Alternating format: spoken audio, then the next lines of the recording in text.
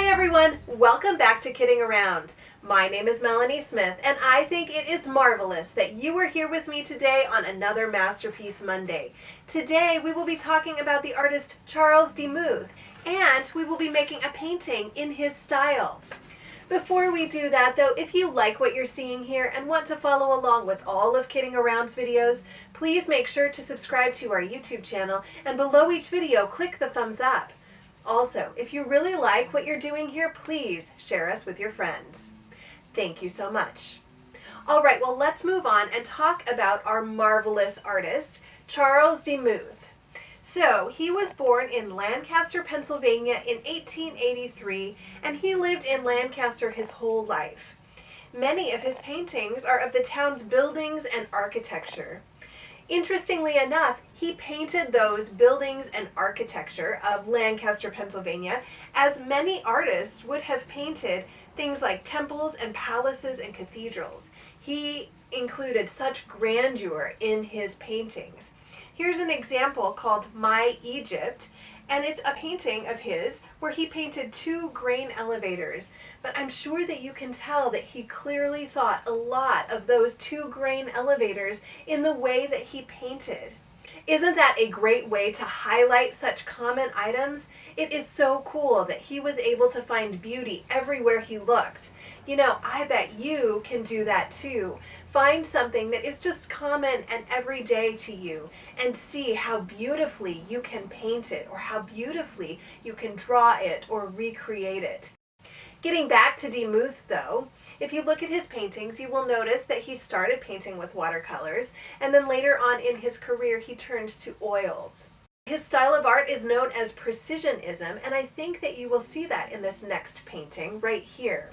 This painting is called I Saw the Figure 5 in Gold, and it is arguably his most famous work. It was inspired by a poem that was written by his friend William Carlos Williams. The poem is called The Great Figure, and I'm going to read that to you right now. See if you think that his painting captures the feeling of the poem. The Great Figure. Among the rain and lights, I saw the figure 5 in gold on a red fire truck, moving with weight and urgency, tense, unheeded, to gong clangs, siren howls, and wheels rumbling through the dark city. So what do you think? Did Demuth capture the feeling of that poem in his painting? I know I certainly think that he did. Seeing that 5, I can definitely imagine it on a fire truck that is racing through the city to a fire. So interestingly enough, I Saw the Figure 5 in Gold is part of a genre that Demuth created, which is called the poster portrait genre. And this illustrates a time when American artists started moving beyond European influences. This work was one in a series of 10, which he painted to honor some of his creative friends.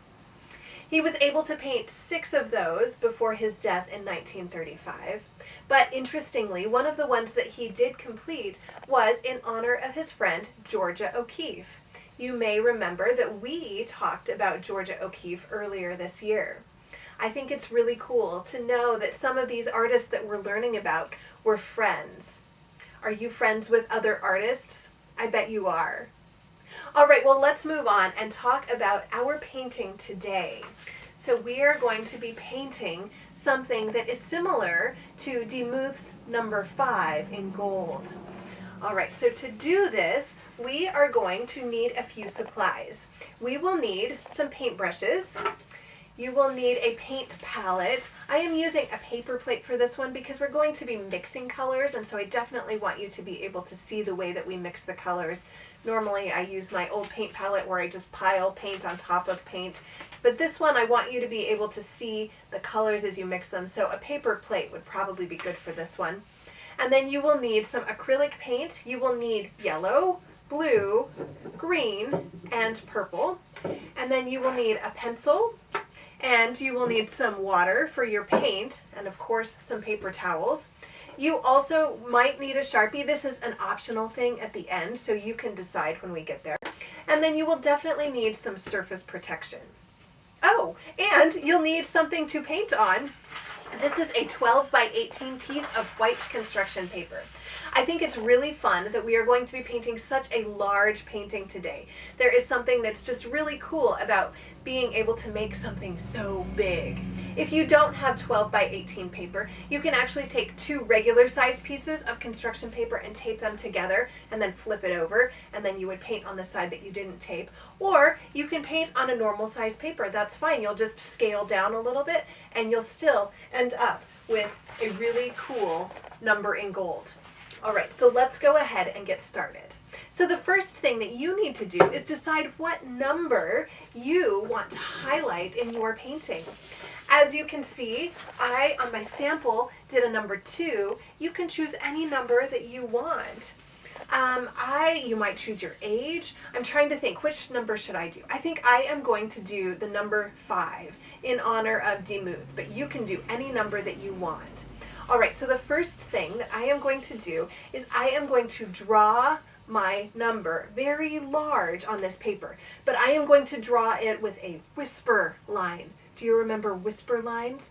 That means that we are not pushing down our pencil very hard. We want these lines to be very light so that we can erase them. All right, so I am going to draw a number 5 very lightly, just like that on my paper.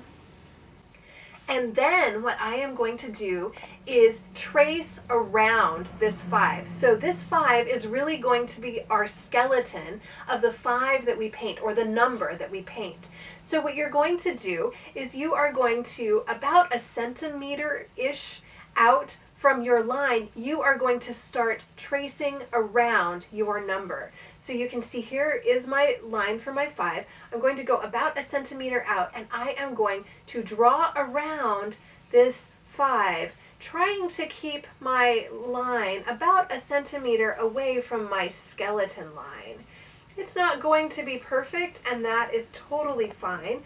I'm just trying to keep it close to a centimeter away. And then I will do that on the other side too. So this line that I am drawing is kind of the body, and I am drawing around the skeleton of my 5. All right, so once I have that done, then I can take my eraser and I can go back in and erase that first number that I drew. So I am just erasing here. This doesn't have to be perfect either, but it's just a little easier to paint if you don't have this line in the middle. Okay, so let's see, how well did I do? There we go. So now you can see this is an easy way to make bubble letters, or just thick letters or numbers if you want. You can always draw it first and then kind of go around it a centimeter up to an inch outside of the lines that you just drew. All right, so once you have your number, then you get to make all of these lines where the colors are going to change. So you start your pencil at the number, and then you just move it out to the edge of the paper. And you can do this anywhere that you want.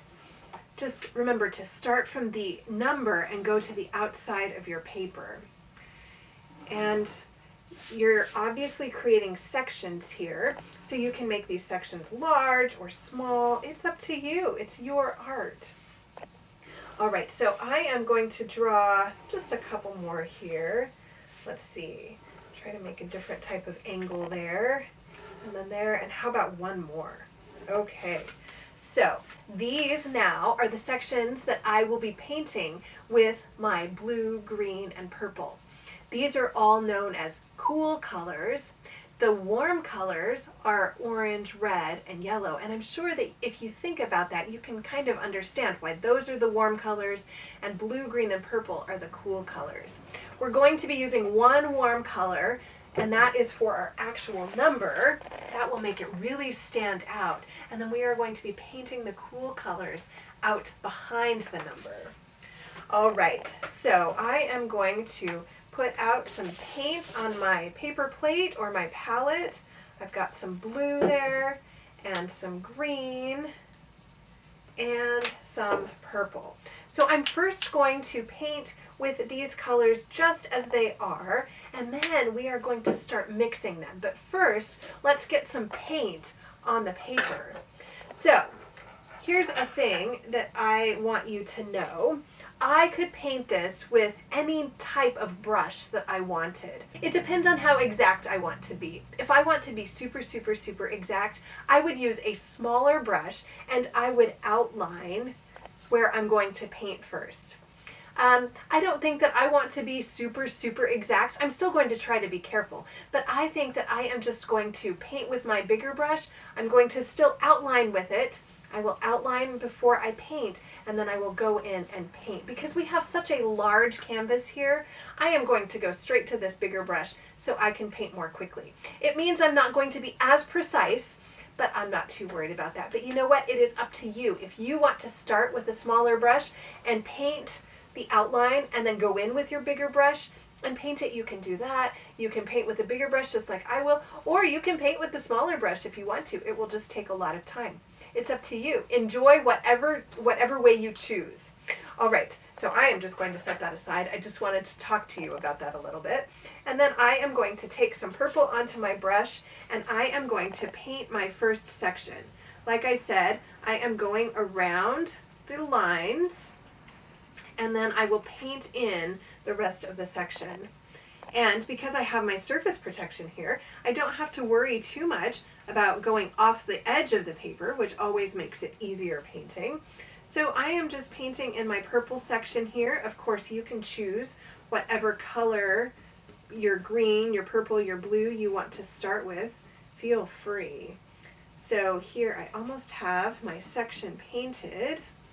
And then I am going to choose another couple sections on this paper and I am going to paint some purple. That makes it easy. Then I don't have to switch my brush color yet. And I am just kind of outlining the section, and of course it doesn't matter if I get exactly to the lines. If I miss a little bit, the other color that's next to this will cover that. If I go over a little bit, that's okay too. My sections were just arbitrarily chosen anyway, right? So I am painting in here, and I think I am going to probably do 3 sections of purple. What should my last section be here? Maybe this one. It's up to you. You get to decide however you want to paint your beautiful paintings.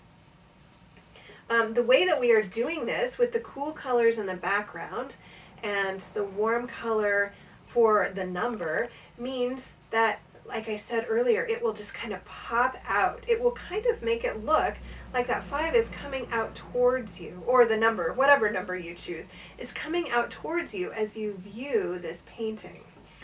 That's pretty cool. All right, I know that I said I was only going to do one more, but I think I'm going to do one final section here of purple. I'm going to make this kind of oddly shaped section purple. So I'm going around the 5, and then I will paint it in. The number that you choose will definitely have some sway with how your sections come out. If you had a 2, you would definitely have different shapes than if you had a 5 or a 4 or a 7, right? All right, so I am just going to finish painting this purple, and then I think I will move on to my blue. And I am trying to go quickly, but still be neat. Of course, you can take all of the time that you want to fill in these sections with paint. I think painting is just so fun. So, you know, don't rush anything that's super fun, right? Have so much fun. Have as much fun as you can. Okay, now I have my purple sections completed, and so I am going to wash my brush, and I am really going to scrub it on the bottom of the water container because I want to make sure that all of that purple is out. And then I will, drag it along the edge of the cup, and then I will take a paper towel and dry it. That will keep all of that excess water out of my painting. Although I can see I accidentally splashed it, so try not to do that. That's okay though if you do. Okay, so now I'm going to take my clean brush and I am going to paint in the blue. So I am going to speed this up so that you don't have to just sit here and watch me paint real time. But again, like I said, feel free to take all of the time that you want to make sure that you are getting the art that you want to see at the end.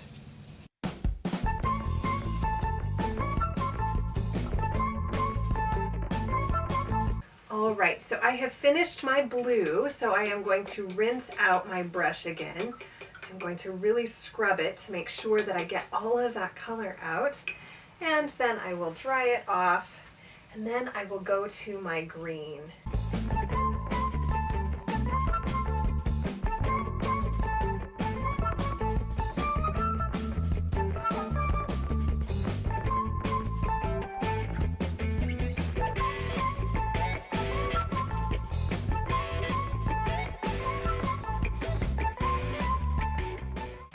Okay, I have now completed my green, and now comes an even more fun part. So I am going to mix some of my colors together now, and then I am going to add those into these portions that I haven't yet painted. This is just a fun way to see how colors mix together and to easily get a different type of color. So I see I'm almost out of purple, so I am going to add just a little bit of purple over here. And then I will take my brush in the blue. I'm going to add some blue to this purple. And because I think I'm done with my blue as it is, I'm not too worried about putting purple over here in my clean blue. And so I am just mixing up, and I think you can see there that that is a different color than the purple or the blue. It's kind of a blue violet. So now I am going to paint with this color in a couple places, and that just adds more fun, more color to my art. So again, I try to kind of outline what I'm doing first and then go in and paint it in. So there we go, and you can see probably that I'm mixing a little bit on the edges. That doesn't bother me too much. If it bothers you, go ahead and wait between your coats of color. So once you get your purple done, you could wait for it to dry and then go to blue, and wait for it to dry, then go to green, just like that. It's up to you, however you want to handle that. And yeah, I think I'm going to paint this section in here, this big section, a purple blue too. I see I'm kind of running out of paint, but I will see if I can mix just a little bit more from my palette. If I need to add some more, I will. And you know, if you don't have these paints at home, you could ask a grown-up to go onto our website, the kiddingaround.club website, and there is a starter kit that includes all of these paints and a whole bunch of supplies to get you started in your art career. And so they could order that from kiddingaround.club.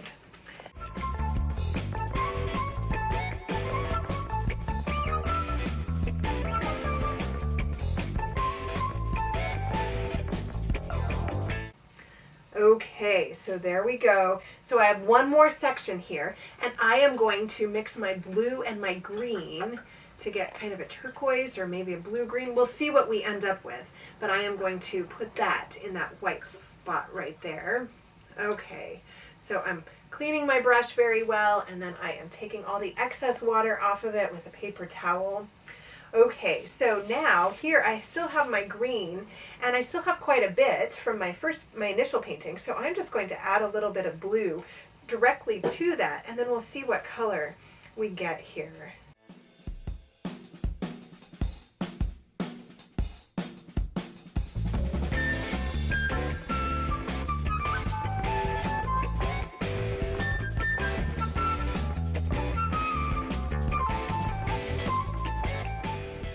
So now I have all of those cooler colors painted, and now I am going to paint the 5. So because I want my 5 to be very clean, I am going to wait for this to dry, and once it's dry, then I will go in with my yellow and paint my 5. So I'll wait just a few minutes, I'll turn the camera off, and then I will see you back here. For you, it'll just be a couple seconds. For me, it'll just be a couple minutes, but I will see you when this is all dry. See you soon. All right, I am back with my dry art and I am ready to paint in my number.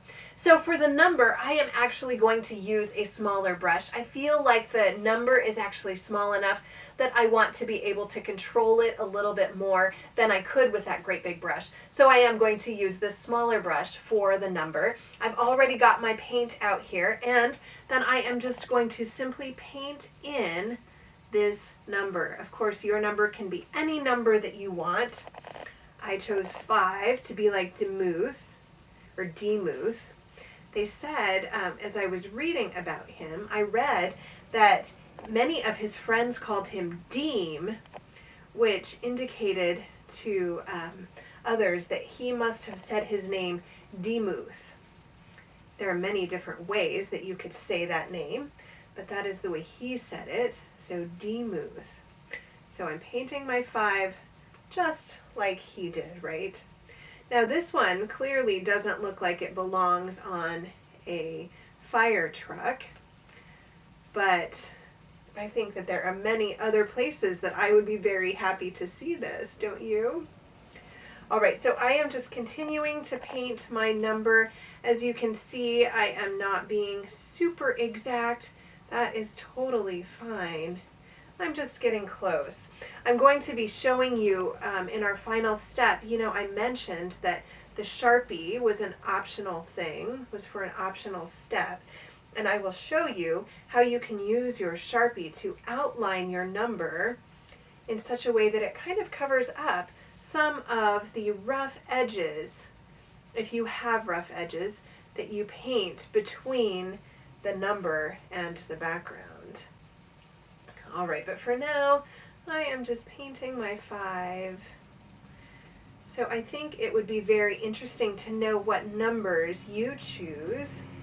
Like I said earlier, you could choose your age, you could choose a sibling's age. What else? I mean, some people just have favorite numbers, so you could choose your favorite number. You know, you might even do a 2-digit number. Maybe you really like the number 11 or 15. 2-digit number would be really interesting on this background too. All right, I am almost done. With the smaller brush, you can definitely see it takes longer to paint, right? So that's something to keep in mind as you are painting your project. Smaller brushes give you more control, but take a little bit longer. There's a need for everything, every type of brush, I think. Big brushes and small brushes. All right, so there we go. I now have my 5 completed.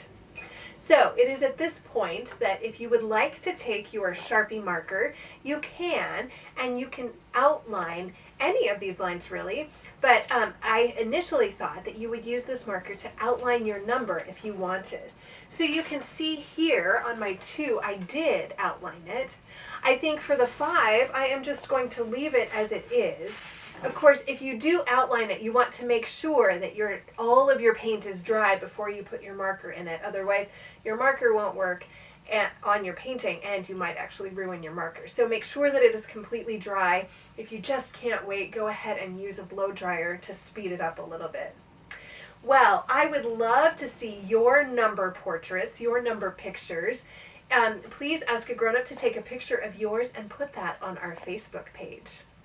Well, thank you so much for joining me today, learning a little bit about Charles Demuth, learning about his number 5.